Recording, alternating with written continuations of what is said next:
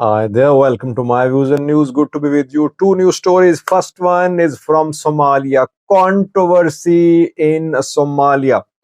We're waiting for what Portland is going to say in coming hours. Controversial amendments passed at Somalia's parliament.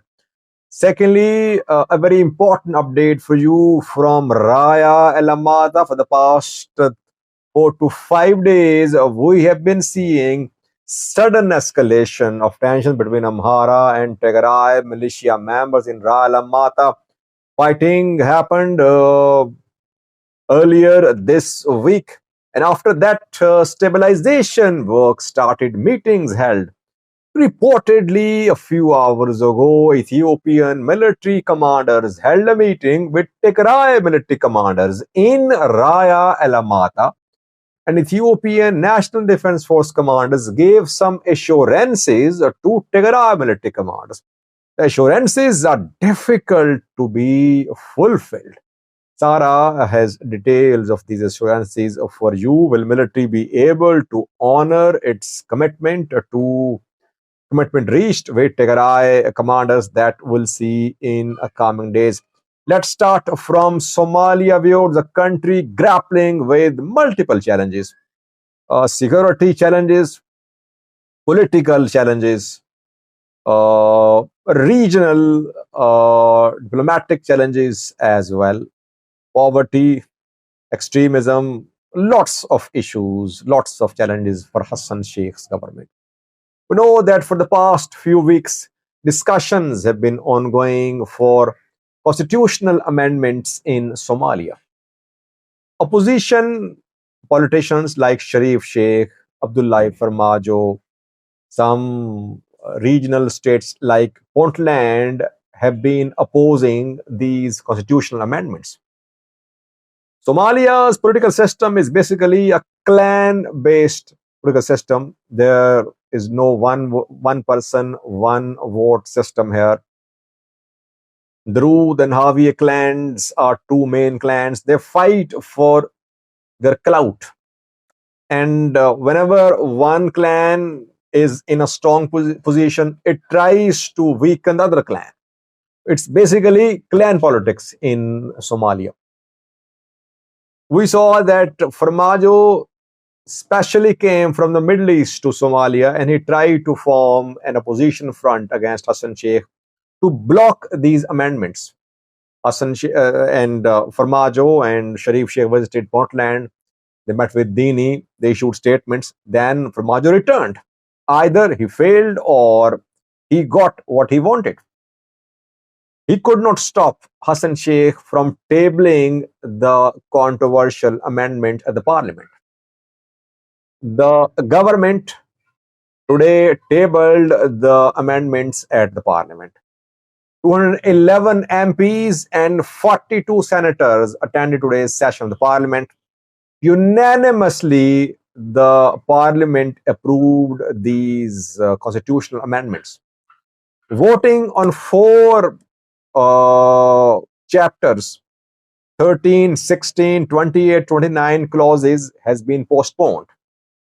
But voting on major amendments was conducted today, and unanimously the parliament has approved the amendments. How is this development going to unfold? What will be the impact of this voting, which happened at the parliament today, on the stability in Somalia? Portland 2 days ago issued a statement rejecting these amendments. These amendments will give more powers to the president of Somalia, Hassan Sheikh, less powers for the prime minister, and more powers for federation, less powers for regional governments, etc. Portland has been rejecting these amendments. What will Portland do now? And we have seen tensions between Mogadishu and Portland. Will Portland reject this new? No, it's constitution. It has been accepted. It has been approved by the parliament. So it's no constitution. Will the constitutional amendments of Somalia be accepted by Portland? That remains to be seen. And if Portland rejects these constitutional amendments, what will happen? Then it will mean it will lead to start of a confrontation between a federal member state and the federal government based in Mogadishu. I personally see political tensions in Somalia in coming days. Somalia needs stability to fight against Al Shabaab. Al Shabaab is a major threat for Somalia, not just for Somalia, but for neighboring countries too. There are so many other issues in Somalia that fight against Al Shabaab is always put on the back burner. These politicians, these tribes and clans, they start fighting for dominance, for more powers, and that is how fight against Al Shabaab is disrupted.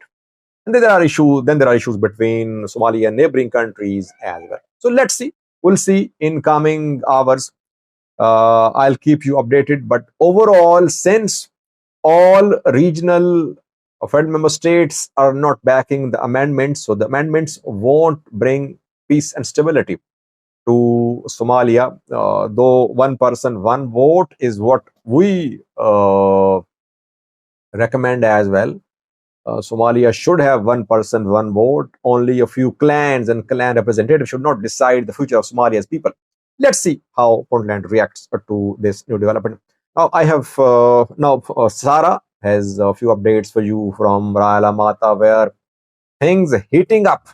Military trying to calm the things down. Will military be able to control the situation? Let's see. Over to Sarah. Hi there, one news story from me. That second meeting is held in Raya Alamata between Tigray commanders and ENDF. So, what is discussed in that meeting? And this is second meeting, and military gave some commitments to Tigray commanders. What are these commitments, and will military be able to fulfill those commitments? I have details for you. So, first, let me take you a bit back. And we all know that Amhara and Tigray both have dispute over two zones, Raya Mata and Volkait. And Amhara says that Raya Mata and Volkait are part of the Amhara's territories, and but Tigray says that Raya Mata and Volkait are part of Tigray's territories. That's why nowadays Amhara has in control of Raya Mata and Volkite. That's why Tigray want these territories back. And this Monday, fighting broke out between Tigray and Amhara. And both sides were accusing each other.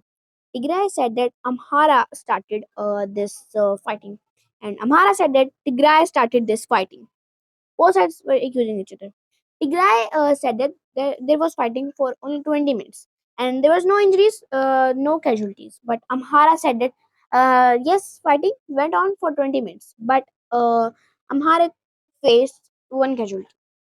And viewers, we all know that since November 2022, when Pretoria peace deal was signed, Tigray has been asking ANDF military to disarm Amhara militias and to ensure the return of IDPs.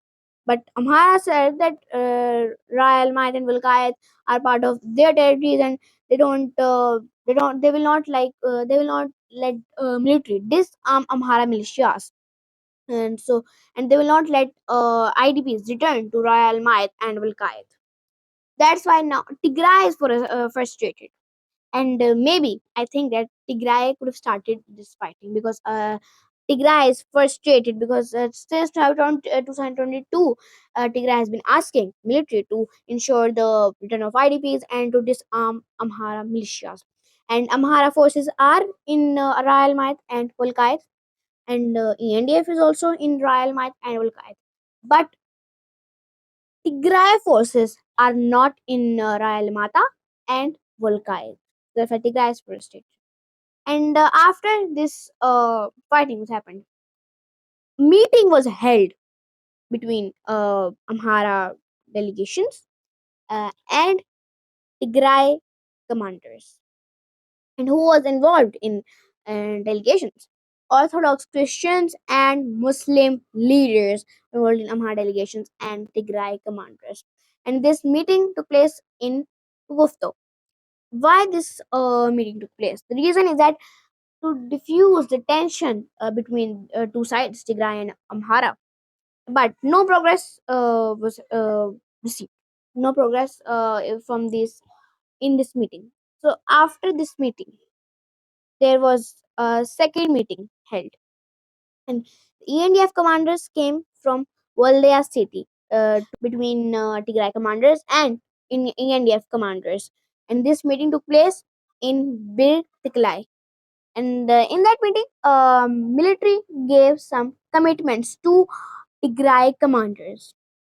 First commitment they gave that they will ensure the safe return of IDPs, and those IDPs were displaced when Amhara took control of Raya Alamata and Volkait. These IDPs, these Tigrayans, were displaced. So, yeah, military said that they will ensure the safe return of those IDPs. And the second commitment that they gave that they will military will disarm Amhara militias. These two commitments military gave, and the main is that to Tigray commanders military gave is that they will disarm Amhara militias. But can military fulfill its commitments? Will Amhara militia agree to be disarmed? Because if uh, Amhara militias don't, then there will be clash between military and Amhara militia. So it is hard for military to fulfill its commitment. So that's it. Thank you so much for this video. Please like subscribe.